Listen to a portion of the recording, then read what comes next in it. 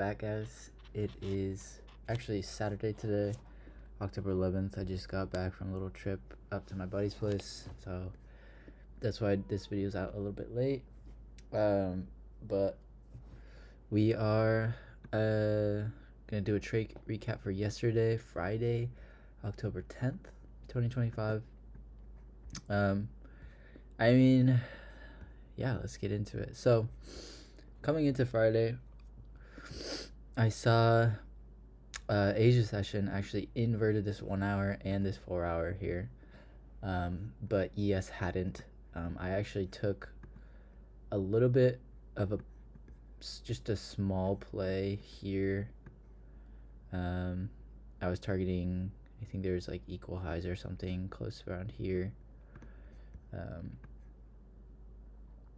like this, just on the hourly. And I ended up taking out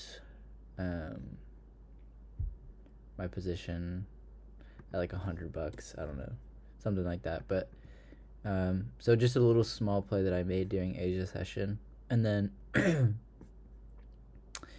overnight, pretty choppy. We had then some manipulation at 5, tapped into this 1 hour, respecting consequent encroachment.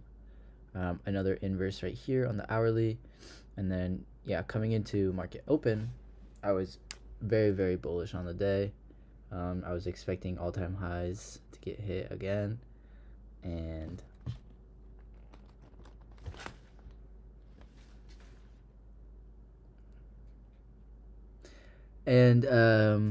so that was my plan coming into the day. I wanted all-time highs, and could you get it down? I wanted all-time highs. So really what I was doing,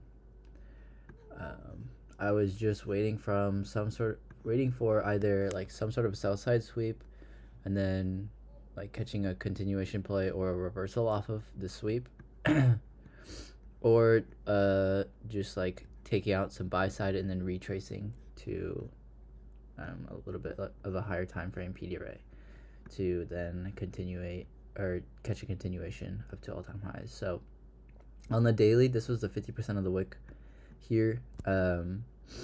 Market open, kind of just like pumped up, was taking buy side, no real entry here.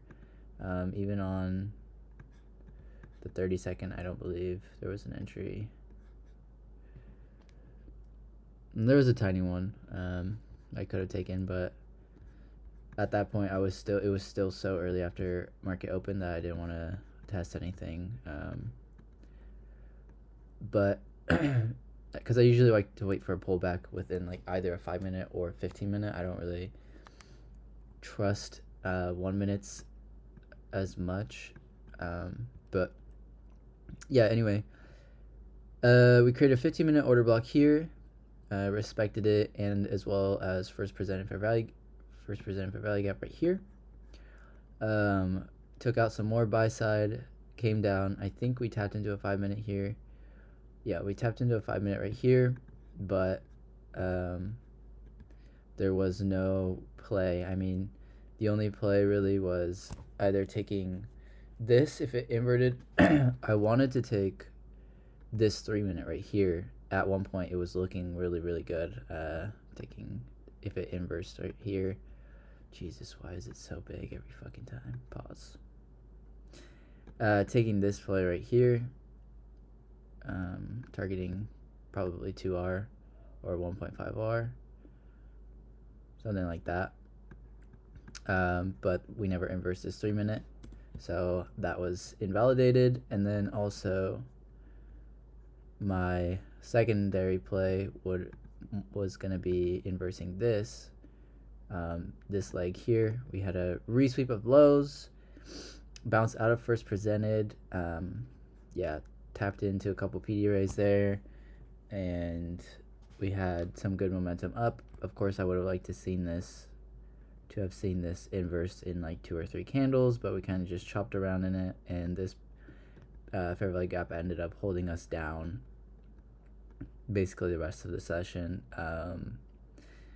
yeah, it was rough. We left triple equal lows here, so then once I saw these triple equal lows, it was like, I mean, I kind of wanted to take a short, but again, like we're at all-time highs. It was just a lot of disarray and stuff. So, but the play I did end up taking was this 3-minute right here. This seemed the most probable for me. We were bouncing off this rejection block perfectly off of the consequent encroachment of the wick. We had a nice 3-minute entry right here, and we had really good momentum. We created an order block as well, which is super A plus, and we were in trend for bias. Like we were on the right side of the charts here. Really good break even point at 10 a.m. open right here, and we just we had, I think, a little bit of a data high right here, but yeah, my target was just all-time highs. I was going to take off one contract here and leave a runner.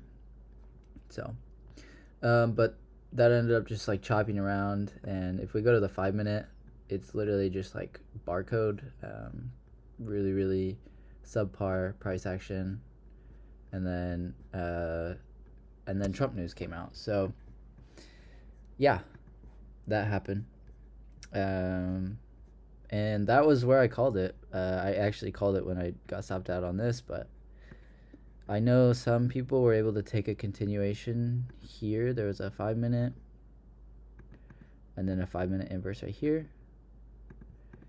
This would have been a good play, but it was during lunch hour. I'm not gonna trade lunch hour. Plus, look at this volume. I mean, this is 84-point stop loss. I don't think so. But yeah, crazy stuff. A lot of tariff action, if that wasn't already obvious. But at least now, what makes me happy is we're out of all-time high ranges. We can finally like look for shorts. We don't have to just fucking play longs all the time, which should be pretty nice, I think. Yeah, other than that, it's really all I got. Coming into this next week, I will probably be bullish, just because this is such a range. Like, you don't just leave a range like this and not have any sort of like retracement to median or like generating liquidity. Of course, that could change by the time Sunday evening comes. We'll have to see. There's probably going to be a crazy new wake opening gap, likely jumping lower. There's some trendline liquidity here on the higher time frame, equal lows here as well. So I could see, honestly, either working, like maybe we go sweep this low and then that's where we decide to rebalance, or maybe we rebalance here and then go lower. There's really endless possibilities, but I will be looking at both these equal lows for sure and this trendline liquidity here coming into the next week, and then retracements. I'm hoping that we can just kind of keep going lower, because I don't really like trading all-time highs,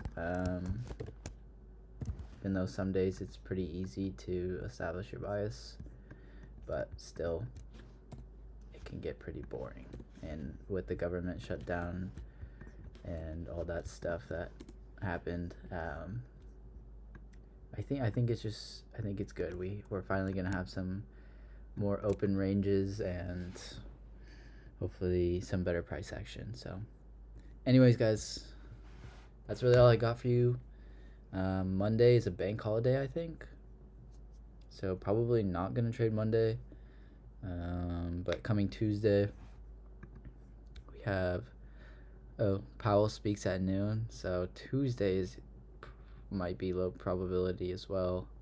We'll have to see how the morning is on Tuesday and then decide if we want to take a trade morning session or wait till after he speaks and hop on the charts for the PM session. But yeah, Thursday Wednesday, not really much news. Thursday though, Thursday could be a really good day, except this is all tentative, so it's a little bit sus. Yeah. Anywho, that's all I got, guys.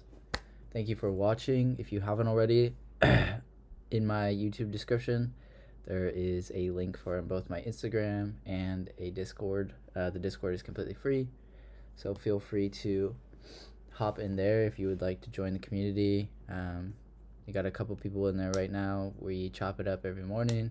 It's pretty fun. I look forward to talking with more of you guys. And yeah, the Instagram, I just post shit I like on there. It's nothing too crazy, but if you wanted to support me in some extra ways, you could drop a follow on that or join the Discord and we could chat it up. So anyways, guys, thank you for watching. Appreciate it as always, and I will see you Tuesday. All right, bye-bye.